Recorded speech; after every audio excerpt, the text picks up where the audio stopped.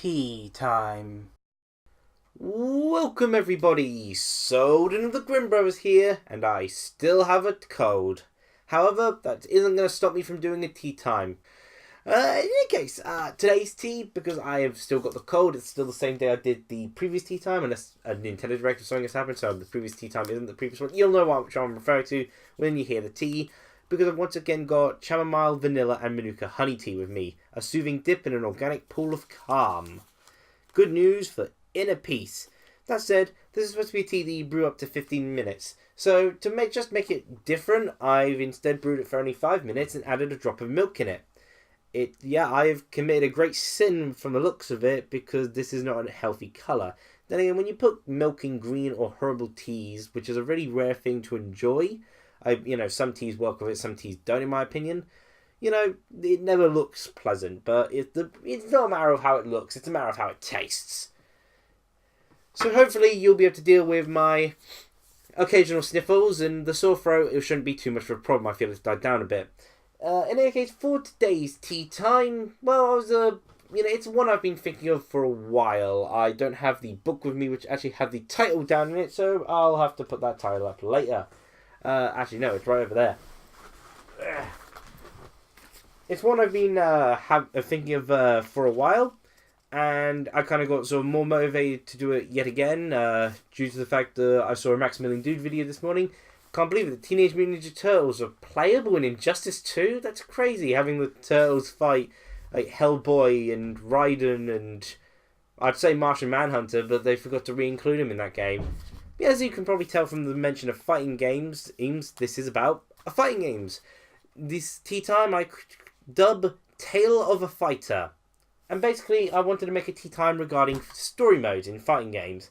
Now, ironically, like a week after I came up with this initial idea, Maximilian Dude basically came up with a video talking about that very subject. Though his video, which I will probably provide a link in the summary below, was more concerning how story modes in fighting games impact sales. How much do they contribute to the sales of a video game? How certain story modes in fighting games do work, and other fighting games, the story mode hasn't benefited them, but other things have helped benefit them in different ways. And so I kind of wanted to bring up a different point in regards to story modes in fighting games. I kind of need to build up to it though. For instance, when you get down to, story modes in fighting games, it's only, whilst story has been relevant in fighting games since the beginning, as with all games, because pretty much all of them have a small snippet of story, even if they're exclusive to the manual, there's very few games which had no story at all. There was usually at least a basic premise that you could derive a story from. Of course, how much you'd say that is a story, if it depends on how much you think is required for a story to have, how much depth is needed for a story to be a story within a game. I know, a little bit confusing there. In any case, you go back to the original fighting games, and like a lot of them, story would have been exclusive to either manuals or non-existent, and the focus was on getting the mechanics done right. Stuff like International Cry and the C64. And like Kung Fu or the original Street Fighter, there wasn't a huge amount of story to that, but there's a basic premise, there's a tournament, go fight some people, But with Street Fighter 2, could have been some other games before it, but Street Fighter 2 generally was, I believe, the first sort of fighting game where you got to choose out of various different characters. You weren't restricted to just the one main character. And at that point, they ended up giving individual stories to each characters, and the story mode arcade scene was born, and that's actually my sort of favourite way of fighting game story mode, wherein these stories are told through each character, and each of their endings that they obtain isn't so much the conclusion to the story, but rather a what if they won sort of thing, their path. You play as the villain, you get to see what would happen if they basically take over the world sort of thing. You play as the hero, you see what happens if they're here. Certain characters have joke endings and all that sort of thing, and I like how that sort of plays out. Whilst it's annoying for the grand scheme of the story, it's very cool in seeing, how things can change from that character's perspective, and particularly in how it's a character-focused sort of thing. It's why I really love Tekken 2, even though the story was told through FMVs and some of them weren't that clear. It had a huge amount of characters where I got to enjoy each of the stories. And that's why Tekken 2 remains one of my sort of big favourite childhood sort of games. It helps that it was pretty much one of the first fighting games I've ever played as well. But yeah, stories ended up sort of going along that path, and story modes in fighting games tended to be a very common criticism. One I never really saw because I really enjoyed how fighting games had their stories told. I really enjoyed the stories within fighting games, even if the premise was usually just a very generic tournament setting. That said, stories in fighting games suddenly became a big focus with BlazBlue. Some people like to say Mortal Kombat 9, but no, BlazBlue was actually the big star. A lot of people started talking about BlazBlue for a while because of its big focus on story. Namely the fact that, oh my gosh, there's a lot of text in that. It was effectively a visual novel in terms of how much text was in telling its story. But BlazBlue, I kind of feel, although a bit too wordy, was in a sense close to my ideal sort of area for a fighting game story mode. It was the individual characters sort of fighting game sort of story mode when you got to follow from the characters and various what ifs. You would have branching paths, so you could have multiple what ifs with each of the characters. So you could find out more about the characters, but also get tons of different endings and outcomes for them. And it was as still very heavy on the story, and still gave a very fleshed out world and setting and lots of unique ideas with it, rather than the generic here's a tournament, everyone's fighting for such and such reason. And that I thought was really cool. And then over time with Mortal Kombat 9 story modes, I'd say Mortal Kombat 9 was the one game that introduced the story modes in fighting games being a more cinematic experience with a big emphasis on cutscenes and such.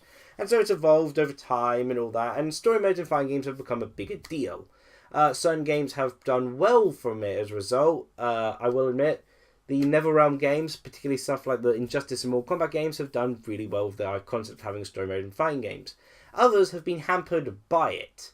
And the thing I wanted to bring up in regards to story mode in fighting games is the effect it can have on rosters.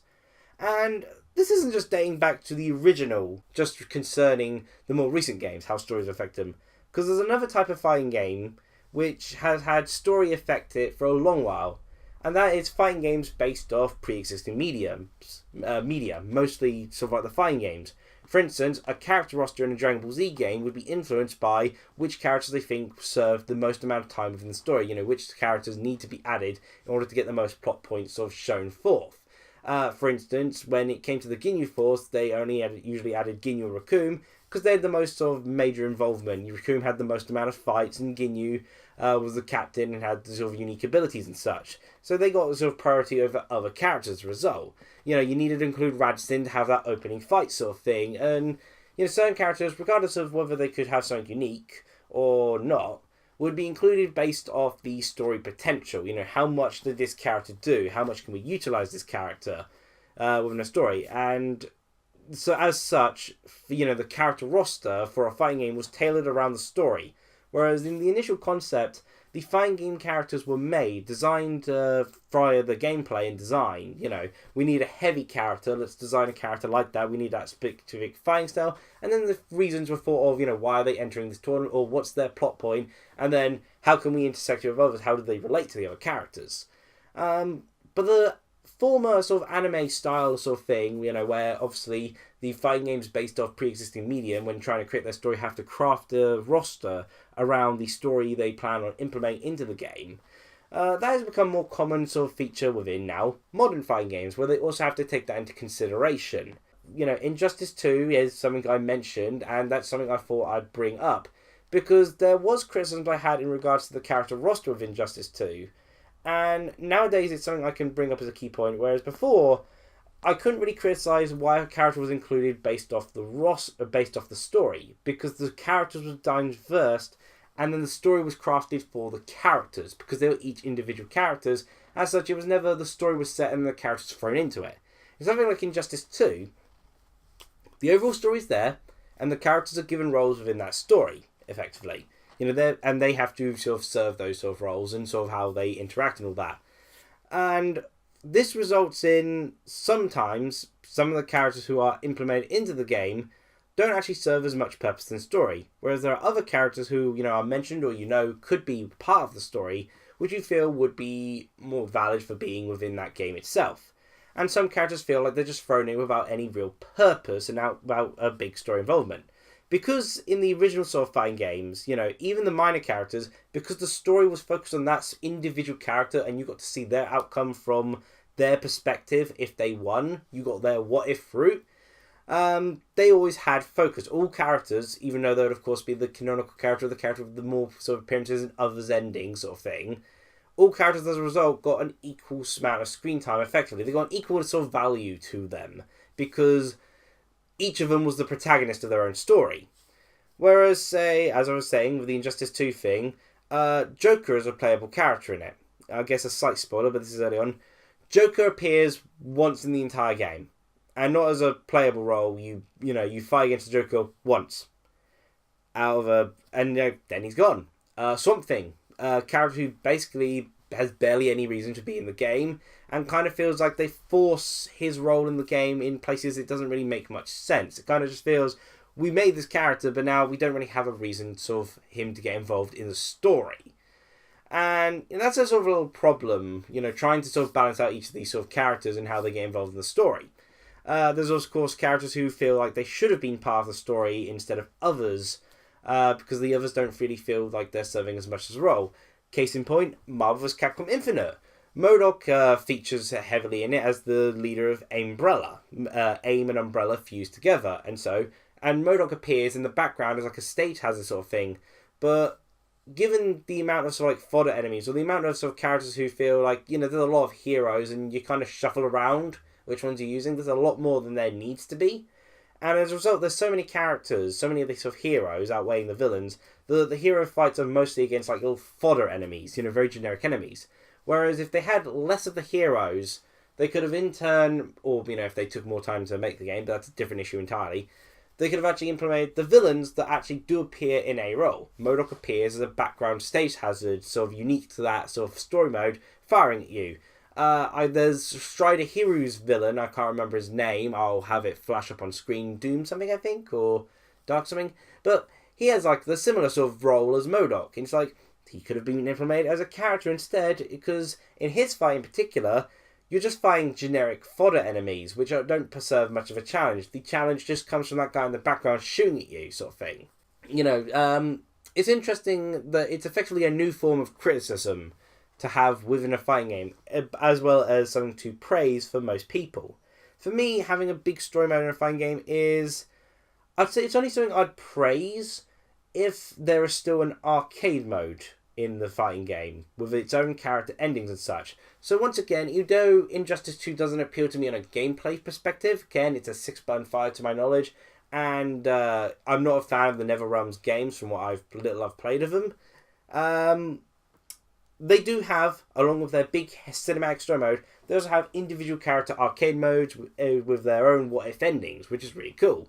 Marvel vs. Capcom Infinite, unfortunately, as a poor example, doesn't do this sort of thing. There is no individual arcade modes as sort of endings. There's a big story mode, but, without the individual arcade modes, I feel like the story mode is kind of at fault for taking away the storytelling that fighting games always had perfected in, wherein they were able to give balance to the characters and make everyone feel like their own protagonist. Gave everyone their own stardom, as it were. And, I feel, I'm really disappointed in that because, I was kind of hoping with how BlazBlue did initially set the stage for story modes being basically, we're taking the initial basis of the fighting game arcade formula and just expanding the stories to each individual character's sort of arcade run. I was hoping that would be the direction forward. But then Mortal Kombat 9, whilst it did good for itself, also I feel negatively impacted me via, being a big focus on a cinematic story where characters aren't individual per se, but you get set characters throughout the story and shift between a bunch of characters at random times. Some you do consistently in a few fights, and you don't really get much of a choice in terms of who you're playing as. And, by the end of it, it's a matter of where can we fit the characters, and some characters, as a result, won't get a role within the story. And there'll be other characters who are included as playable characters, but they feel kind of wasted. Whereas there are other characters who could have been put in their sort of place instead, sort of thing, who, like they feature in the story, but for whatever reason they're not playable. So it's even more annoying if they sort of like feature in the story, but and then you end up actually fighting them. It's like you've already got the basis of a moveset there, or maybe it's somewhat incomplete, but they should be playable then, sort of thing. It's just something I thought would be interesting to note in how story modes have been affecting the character rosters. There's sort of criticisms in regards to some of the character roster with sort of Marvel vs. Capcom Infinite, but one thing I always did take into consideration when looking at it is thinking, like people criticize Firebrand and being included, and Nemesis being included. But, ignoring the argument in favour of their inclusion in terms of the typings, as in how they fight and the fighting styles they sort of bring forth with them, there's also something to consider in the fact that the fighting game has to take into account the story mode, and as such, they need villains to avoid having it filled with fodder. Unfortunately, that didn't turn out to be the case for Marvel's Capcom Infinite, because Firebrand was used once in the entire thing, and fodder was used like 20 fights, so bit weird that. Yeah, would have made more sense having Firebrand feature a lot more, wouldn't it? But those are my thoughts on the sort of how story modes have been affecting rosters of late, and I just thought it'd be interesting to bring up for anyone who's sort of interested in fighting games or stories in fighting games, and how stories have developed over fighting games and all that. What are your thoughts on how fighting games have been trying to handle story modes as of late? What's your preferred way of doing it? The arcade mode, where each character has their own individual story, but it never got to be too in-depth, or, the more cinematic, story-heavy focus? Basically, with the sort of BlazBlue sort of template, or the more combat sort of 9 sort of template, those are kind of the two branches going off, as it were. I'm more of a fan of the BlazBlue, as I've mentioned, but, there are games which can work with a more Combat 9 one. I just prefer the idea of having each character have their own style and sort of thing. And I do feel it helps negate making characters in the roster and then struggling to think of a place for them, because you have a story mode for each and every character you've made. So they always have a role, because each story is their own story, sort of thing. I kind of basically re-summarised what I already said, but I'm now going to try my experimental variation of my chamomile and vanilla and manuka honey. I've lost the... Oh, no, here. I lost the tea bag. Yeah, chamomile, vanilla, and manuka honey. With milk, only brewed for 5 minutes. Let's find out.